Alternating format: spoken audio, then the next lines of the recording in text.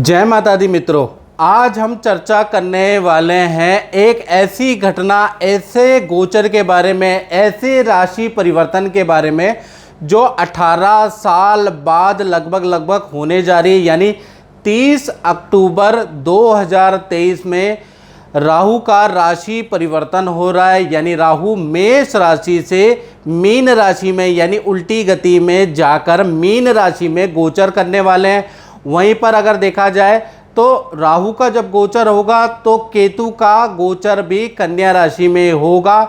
और राहु का ये जो गोचर है, केतु का जो ये राशि परिवर्तन है, एक तो 18 साल बाद हो रहा है मीन राशि में, साथ ही साथ 18 महीने के लिए रहेगा।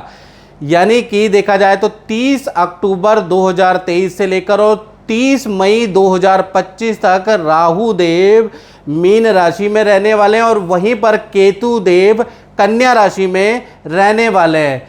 आज हम चर्चा करेंगे राहु के बारे में और अगले एपिसोड में मित्रों हम चर्चा करेंगे कि केतु के बारे में। ये एपिसोड होगा राहु के ऊपर कि राहु का 12 राशियों पे क्या प्रभाव पड़ेगा, इसके बारे में इस कार्यक्रम में चर्चा करेंगे। सबसे पहले राहु का मंत्र, ओम अर्धकाया महावीर्या चंद्रादित्य विमर्दनम सिंगिका गर्भ संभूतम तम राहु पर्णमाम्यम। यानी अर्धकाया महावीर्य, यानी कि राहु की अर्धकाया है और महावीर्य का मतलब बहुत ज़्यादा लालसा और महत्वाकांक्षी वाला ग्रह चंद्रादित्य विमर्दनम, जिसका चंद्रमा और देखा जाए सूर्य से गंभीर शत्रुता है। सिंगिका गर्भ संभूतम तम राहु प्रणमाम्यम, सिंह की सवारी करने वाला ऐसे राहु देव को हम प्रणाम करते हैं।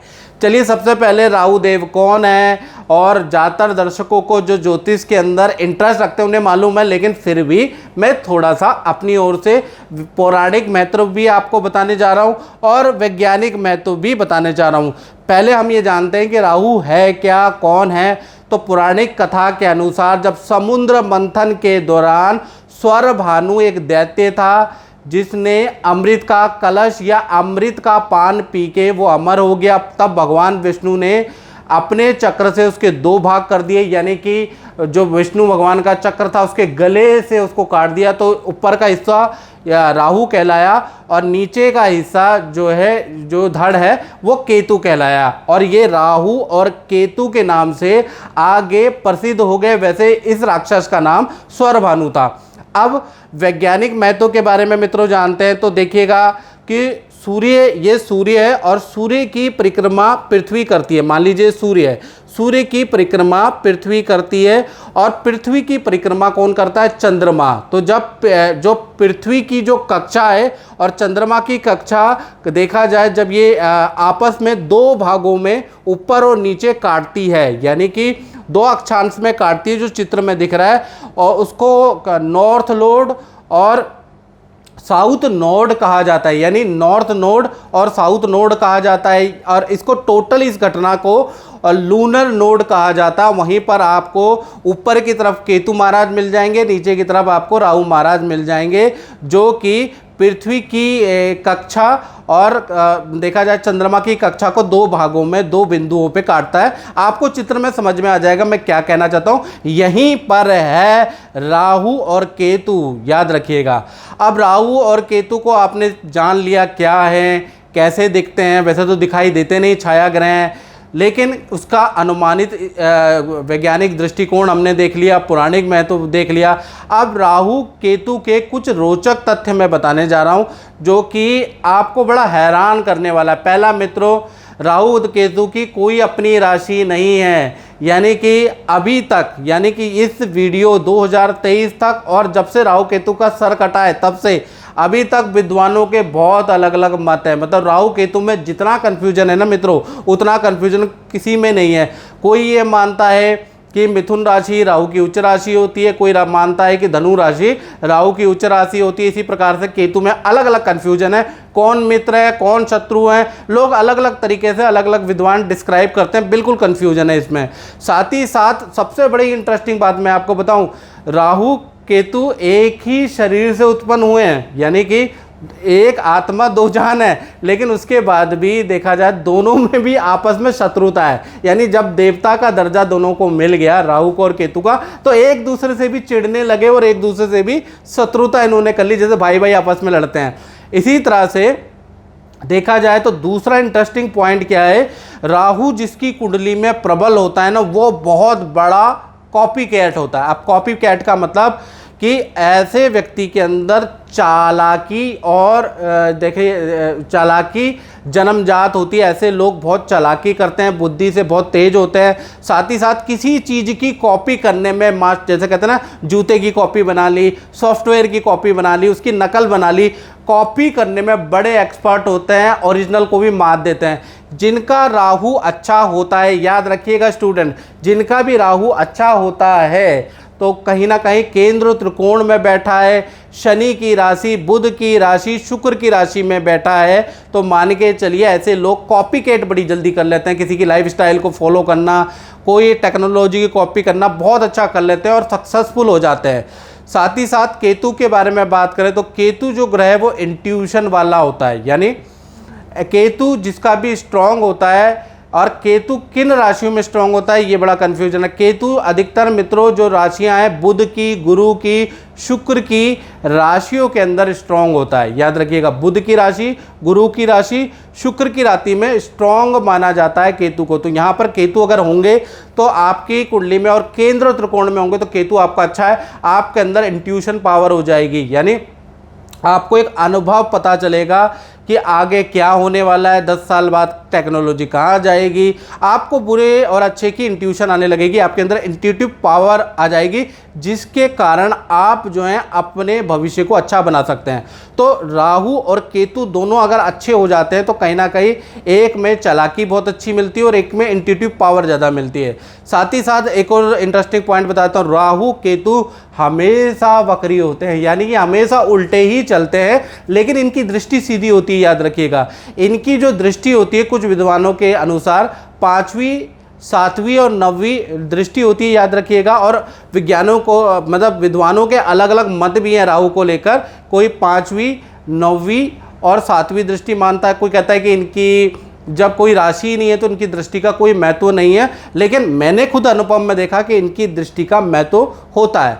साथ ही साथ देखा जाए तो राहु जब भी राशि परिवर्तन करता है, जैसे कि 30 अक्टूबर 2023 में राहु देव राशि परिवर्तन कर रहे हैं, तो 9 महीने यानी शुरू के जो 9 महीने आपको अच्छा या बुरा दोनों इफेक्ट ज़्यादा मिलेगा, यानी ज़बरदस्त मिलेगा। अगर अच्छे होंगे तो अच्छा इफेक्ट मिलेगा और बुरे होंगे तो बुरा इफेक्ट आपको तुरंत मिलेगा, 9 महीने तक मिलेगा। फिर अंतिम के जो 9 महीने वो कहीं ना कहीं नॉर्मल होते हैं, यानी कि 9 महीने ज़्यादा इसका अच्छा या बुरा इफेक्ट मिलता है। चलिए अब बात करते हैं वृश्चिक राशि की। तो वृश्चिक राशि पे जो ये राहु का राशि परिवर्तन हो रहा है, यानी राहु जो मीन राशि में जा रहे हैं, तो आपकी कुंडली के अनुसार आपके पंचम भाव में राहु का परिवर्तन है। और पंचम भाव में अगर देखा जाए तो पंचमें स्थित राहु धन धान्य और कार्य बाधा दायका, यानी कि धन धान्य में थोड़ा सा परेशान करेगा, साथ ही साथ काम में भी बाधा रहेगी। यानी कि देखा जाए नौकरी वालों के लिए खासकर ये जो पंचम में राहु है इसकी स्थिति बहुत अच्छी नहीं है। 18 महीने जो भी नौकरी करते हैं उनको थोड़ा सावधानी बरतनी है, थोड़ा सा फूक फूक के आपको कदम रखने हैं, क्योंकि आपके ऊपर पहले भी शनि की ढैया चल रही है और राहु भी जो पंचम में आ रहा है बहुत अच्छी स्थिति में नहीं आ रहा है। कुछ घटनाएं आपके साथ में इन 18 महीने के अंदर हो सकती है, तो उसके बारे में चर्चा करते हैं। पंचम में राहु, पहली घटना क्या होगी कि किसी अघोरी तांत्रिक की गतिविधि में आपको विश्वास होने लगेगा या इसमें इंटरेस्ट आने लग सकता है, या फिर अघोरी या तांत्रिक की गतिविधि में आप फंस सकते हैं, अपना धन बर्बाद कर सकते हैं। ऐसा स्थिति पंचम में जब राहु होता है तब होता है। दूसरा देखा जाए टर्म के अंदर जब भी राहु होता है तो सट्टेबाजी या शेयर की बुरी लत लग जाती है, यानी शॉर्ट टर्म गेन के लालच के चक्कर में व्यक्ति गलत चक्करों में फंस जाता है। बहुत बार शेयर में उनको नुकसान हो जाता है, सब कुछ बर्बाद हो जाता है, या शॉर्टकट में अनैतिक काम व्यक्ति करने लग जाता है, जिस कारण से वो फंस जाता है।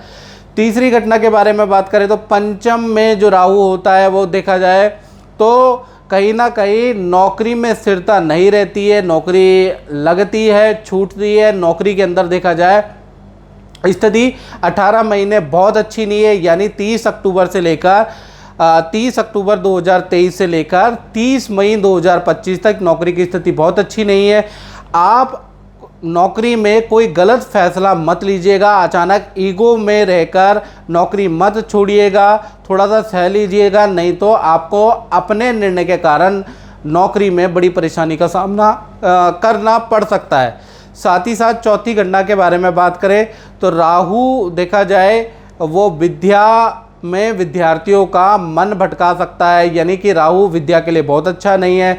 साथ ही साथ संतान से दूरियां पैदा करेगा, यानी कि जो वृश्चिक राशि वालों की संतानें बड़ी हैं तो संतान और आपस में मतभेद रहेगा, थोड़ा सा दूरियां पैदा करेगा। साथ ही साथ देखा जाए तो रेंटल इनकम का आपको लाभ दिलाता है, यानी रेंटल इनकम आपकी बढ़ जाएगी, तो रेंटल इनकम के लिए अच्छा है।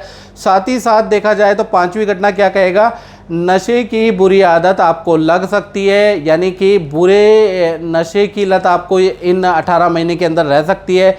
खासकर 9 महीने अधिक कष्टकारी आपके लिए रह सकते हैं, यानी कि 9 महीने 30 अक्टूबर 2023 से लेकर और जुलाई 24 तक अगर देखा जाए, ये 9 महीने आपके लिए काफ़ी भारी रह सकते हैं। अब ऐसे में आपको क्या करना चाहिए, तो ऐसे में आपको अपनी कुंडली का विश्लेषण कराना है, क्योंकि आपके ऊपर ढैया भी है, साथ ही साथ राहु भी बहुत अच्छा नहीं आ रहा है। तो 7210124289 ये जो मेरा व्हाट्सएप नंबर आ रहा है, इसमें date of birth, time of birth, place of birth डाल के अपनी कुंडली का विश्लेषण अवश्य कराएं। वृश्चिक राशि वाले तो जरूर कराएं, क्योंकि राहु का परिवर्तन बहुत अच्छा नहीं आ रहा है।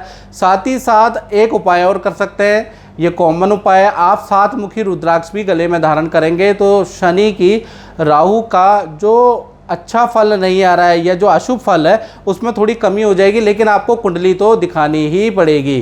तो मित्रों, इस कार्यक्रम में बस इतना ही, मुझे दीजिए इजाज़त। जय माता दी।